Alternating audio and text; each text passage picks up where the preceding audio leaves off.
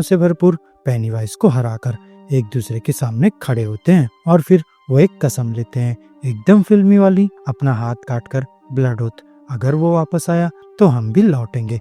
मतलब 27 साल बाद चाहे जिंदगी कितनी ही विस्की, अंधेरे में चमकती आंखें, वो क्रीपी स्माइल और हाथ में अनकॉन्शियस बच्चा जैसे कोई ब्रोकन टॉय। अब दोस्तों पेनीवाइज एक स्माइल देता है जो बोलती नहीं चिल्लाती है, आई एम बैक, और एक मोमेंट में वो उस बच्चे को चबा जाता है, जिससे एक मैसेज डिलीवर्ड होता है कि क्लॉन हंगर मोड में वापस आ चुका है अब, और पुराने लूजर्स वाली कॉन्टेक्ट लिस्ट निकालता है क्योंकि टाइम आ गया है असेंबली बुलाने का। अब यहाँ सबसे पहले बिल का फोन बजता है। बिल अब एक फेमस राइटर बन चुका होता है, पर माइक का नाम सुनकर उसके ब्रेन में एक आईसी स्ट्रेच सा फील होता है। यहाँ मेमोरीज ब्लर है, पर डेरी वर्ड का रिंगटोन उसके दिल में खूब घंटा बजाता है, और किस जब खुलती है तो अंदर से क्रीपी क्रिएचर्स निकलते हैं, लेग्स, विंग्स, आईबॉल्स, एकदम myth busters X nightmare edition. वहीं लास्ट कुकी लिखती है, गैस स्टैनली कुडंट। वहीं दोस्तों बिल माइक के साथ लाइब्रेरी आता है, जहां माइक एक ट्राइबल रिचुअल का राज बताता है। थोड़ा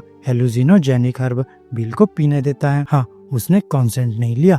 बैड माइक और बिल विजन्स में एंशिएंट ट्राइब एंट्री देखने लगता है। अब दोस्तों यहाँ माइक एक स्पेशल लेदर वेसल दिखाता है जिसमें डेडलाइट्स को ट्रैप किया जा सकता है, लेकिन बिल अब डरता भी है और गुस्सा भी होता है क्योंकि पेनीवाइज ने उससे जॉर्जी छीन जाते हैं। अब दोस्तों पेनीवाइज और बड़ा और पावरफुल होता जा रहा है। तब माइक याद दिलाता है वो फियर से जीता है, उसे छोटा फील कराओ। अब लूज करते हैं, तू कुछ नहीं है, तू वीक है, तू हमारा इमेजिनेशन का फेलियर है। तब पेनीवाइज श्रिंक होता है, छोटा, और जब तक वो एक हेल्पलेस क्रिएचर नहीं बन जाता, नहीं कर पाता, और अगर वो वापस आता तो ग्रुप को डेंजर में डाल देता। इसलिए वो खुद को ऑफ द बोर्ड कर गया ताकि लूजर्स जीत सके।